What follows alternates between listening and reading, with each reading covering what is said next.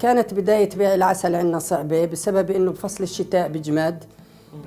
فمن خلال الورشات والدورات اللي أخذناها عرفنا إنه العسل الطبيعي 100% هو اللي بجماد، وأخذنا طريقة إعادة بلورته مرة ثانية حيث إنه يحافظ على القيمة الغذائية تبعت العسل. إحنا عندنا حوالي 100 خلية، كل سنة بنرفع منها من 30 ل50، في سنوات متفاوتة، في سنوات بننتج 500 كيلو، في سنوات 600، في سنوات 400، حوالي الظروف اللي بتكون الظروف الجوية للنحل. في عندي صبايا متخصصات للبيع وللتسويق، بنسوق محلي، بنسوق خارجي، بنشارك بمعارض، أي مجال بخص التسويق إحنا بنشارك فيه كجمعية صيد التعاونية.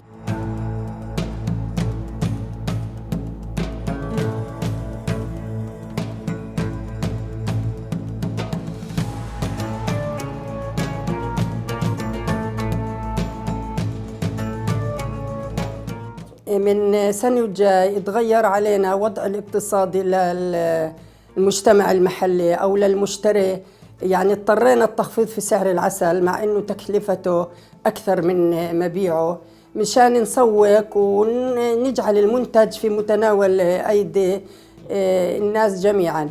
أثر علينا قلة المعارض، قلة المشاركة في البازارات حسب الأوضاع، أثر علينا إمكانية التوصيل، صار صعوبة إذا بدنا نوصل لرام الله، بدنا نوصل لنابلس، بدنا نوصل لجنين. بالنسبة للإغاثة الزراعية يعني أنا بعتبرها هي الشمعة المضيئة اللي أضاءت طريقنا من سنة 95.